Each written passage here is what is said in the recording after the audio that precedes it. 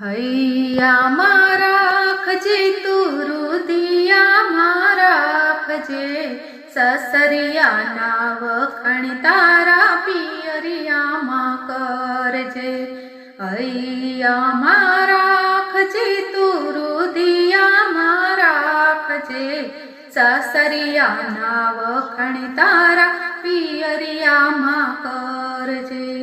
કરિયાવરમાં લાવજે તું કૃષ્ણની મૂર્તિ સવારે ઉઠીને તેની પૂજા તું કરજે.